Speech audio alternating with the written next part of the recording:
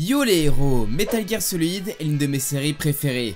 J'ai connu cette série il y a 10 ans et elle est facilement dans mon top 5 de mes séries de jeux vidéo avec Pokémon et The Witcher. Aujourd'hui j'ai envie de vous faire découvrir les jeux vidéo et son adaptation en comics. Let's go! Metal Gear Solid c'est quoi? La saga Metal Gear est la création d'un homme, Hideo Kojima.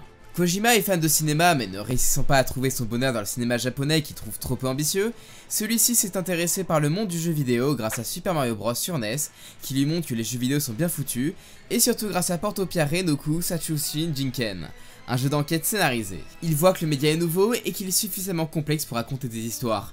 Kojima souhaite écrire des histoires dans le monde du jeu vidéo. Je ne vais pas revenir sur toute sa carrière, mais après 2 jeux vidéo annulés, l'éditeur lui donne toutefois un autre projet. Il doit créer un jeu vidéo de guerre misant sur l'action comme beaucoup d'autres productions de l'époque. Il accepte le projet, mais pacifiste dans l'âme, celui-ci n'a pas envie de faire un jeu violent. Il décide de créer un jeu d'infiltration, ce qui lui permet de faire un jeu non violent et permet de pallier aux limitations techniques de la console. Il s'inspire du long métrage La Grande Évasion tout en conservant l'ambiance film de guerre qui lui est imposée avec un scénario basé sur les oies sauvages. Il développe un gameplay reposant sur l'infiltration, la discrétion et la fuite. La base de la série est là. Il fera par la suite Metal Gear 2 et la série sera vraiment mise sous le feu des projecteurs avec Metal Gear Solid 1 sur la première PlayStation. C'était une révolution, les personnages avaient enfin des voix, il y avait de la mise en scène, des moments vraiment lol et des musiques sublimes et surtout une histoire folle avec des problèmes de société en toile de fond. Kojima a réussi à montrer au monde qu'il pouvait écrire des bonnes histoires et Metal Gear Solid est devenu une référence en termes de jeu d'infiltration. Si Metal Gear Solid est connu pour son scénario et sa mise en scène, il ne faut pas oublier que c'est une série avec beaucoup d'humour et on a souvent le 4ème mur qui est brisé, mais la chose qui caractérise le plus Metal Gear Solid, c'est sa philosophie. Metal Gear Solid n'est pas un jeu méga bourrin et apporte un vent de fraîcheur. Chaque jeu vidéo a ses thèmes. Pour le premier jeu c'est les gènes, après pour le second jeu ce sont les mêmes, et on aura d'autres thèmes comme les scènes, l'essence, la paix et la vengeance. Si vous rajoutez pas mal de thèmes soulevés comme la guerre, les enfants soldats, le questionnement entre la réalité et la fiction, la place du soldat sur les champs de bataille, ou même le nucléaire, vous avez un jeu vidéo qui est bien plus profond qu'on ne le pense. Il a son propre message et sa propre direction artistique, et surtout une volonté à nous faire réfléchir. Si vous connaissez vite fait mon histoire sur la série, bah en fait j'ai vu mon père jouer au 4 et j'ai trouvé ça super cool, et en plus Solid Snake est apparu dans Super Smash Bros. Et oui, c'était mon main dans Brawl. Mes jeux préférés sont le 3 pour le côté survie et surtout pour les musiques du jeu. J'ai passé énormément de bons moments sur le 4, même si avec le recul on passe plus de temps à regarder des cinématiques à jouer. J'ai énormément joué à Peace Walker qui m'a vraiment marqué avec son message, et j'ai adoré le gameplay du 5 qui est juste exceptionnel. Comment a débuté le comics?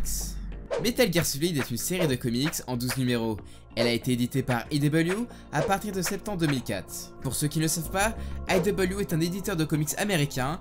Il publie de l'indépendant et des séries à licence comme Rick et Morty, Transformers ou Star Trek. Bref, le comics a été écrit par Chris Oprisco, qui est l'un des 4 fondateurs d'IDW. Il se fera remplacer par Alex Garner pour la seconde série de comics. Le dessinateur est Ashley Wood. Si vous ne connaissez pas, bah c'est dommage, c'est un artiste de talent. S'il a commencé par travailler sur du Judge Dredd, il travaillera par la suite pour Marvel, DC et Image Comics. S'il fait très souvent des couvertures de comics, il a notamment travaillé sur Doom et Ghost Rider 2089 et également sur Hellspawn. Il possède un style atypique. S'il est un illustrateur et dessinateur de bandes dessinées, il faut pas oublier qu'il travaille sur des storyboards et fait de la peinture. C'est un artiste qui peut adapter son style. On peut avoir un côté comics ou un autre qui fait assez croquis et qui est assez brut par moment, mais l'auteur a également un autre style au niveau de la peinture. Il utilise généralement soit des couleurs chaudes ou soit des couleurs froides. Je trouve que ce style est sublime, et même si par moment il n'y a pas vraiment de couleurs dans ses comics, il arrive vraiment à nous impliquer dans ses œuvres et on ne se lâche jamais vu qu'il arrive toujours à se réinventer. Enfin bref, le comics est un énorme succès. Il a été distribué à 6 millions d'exemplaires dans le monde, et par la suite Ashley Wood s'est occupé d'adapter le second Metal Gear Solid en bande dessinée. Le comics, il vaut quoi? Avant de commencer, je tiens tout d'abord à vous dire qu'on n'a pas la même expérience entre le jeu vidéo et la bande dessinée. Le jeu vidéo est interactif dans le sens où c'est vous qui jouez, et même si Metal Gear Solid nous raconte une histoire, on peut difficilement prendre pleinement son temps à analyser chaque plan. La bande dessinée en revanche c'est passif. Vous la lisez, vous pouvez prendre votre temps et regarder les planches et lire les dialogues. Bref, on pourrait se dire que vu que le premier comics est l'adaptation du premier jeu, on perd beaucoup du charme du jeu comme la mise en scène d'Hideo Kojima, les phases de codec ou encore la musique. En soi on perd la musique et c'est vrai, mais bien que la réalisation de Kojima ne soit plus présente, Ashley Wood fait des merveilles avec des pages sublimes et c'est très artistique. Vous aimez bien les codecs des premiers jeux, et bah ils sont présents mais bien plus fluides. L'histoire continue et chaque personnage a une couleur pour les bulles. Après le seul truc qu'on perd c'est le fait que le 4ème mur soit brisé. Par exemple, dans le premier Metal Gear Solid, on nous dit de regarder derrière la boîte du jeu pour contacter Meryl, et Psycho Mantis, l'un des boss du jeu, peut lire dans nos sauvegardes afin de voir si on a joué à des jeux Konami. Pour le truc avec Meryl, ça reste très mineur, mais pour Psycho Mantis, le scénariste a trouvé quelque chose de vraiment ingénieux pour montrer ses pouvoirs. Et tant qu'on parle du scénario, et bah en fait il est bien retranscrit et très fidèle au matériau d'origine. Après, l'un des seuls reproches que je peux faire au jeu, c'est qu'il y a peu d'ajouts en termes de scénario, on a quasiment les mêmes dialogues et on perd un petit peu le message principal du premier jeu, que ce soit au niveau des gènes et tout l'aspect anti-nucléaire, et ça c'est dommage.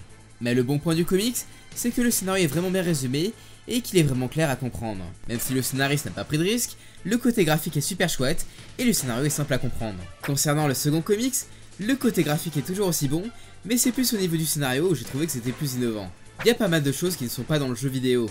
On explique un peu plus ce qui se passe entre Ocelot et Liquid Snake, on a une nouvelle scène d'intro avec Raiden, et on a pas mal de flashbacks par rapport à son passé.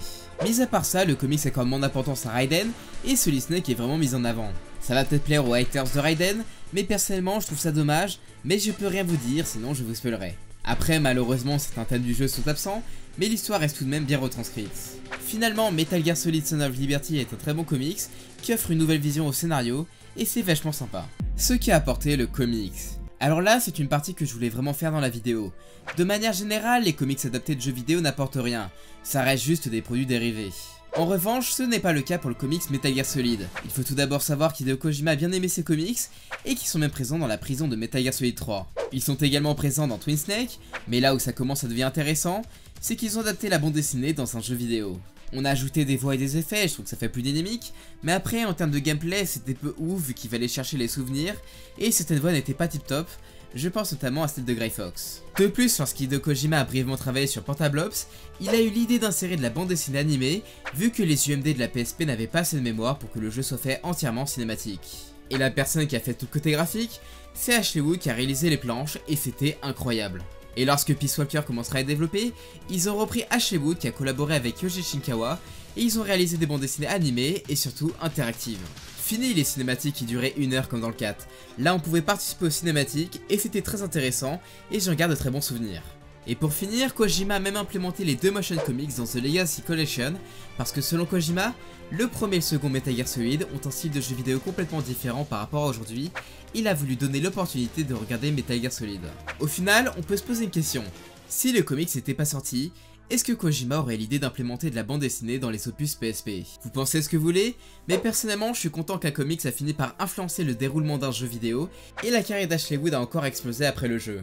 Vous devez commencer les jeux et le comics. Bon, je vais faire un petit peu mon fanboy, mais vous devez absolument vous intéresser aux jeux Metal Gear Solid.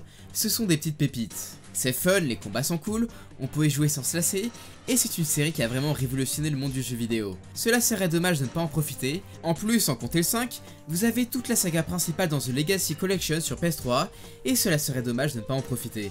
Concernant le comics, si vous êtes fan de la saga, il vaut vraiment le coup et propose une approche différente des jeux vidéo. Et si vous ne connaissez pas la série, c'est également un bon moyen de la découvrir, mais dans les deux cas, je les conseille vraiment à ceux qui apprécient le style graphique qui est assez atypique.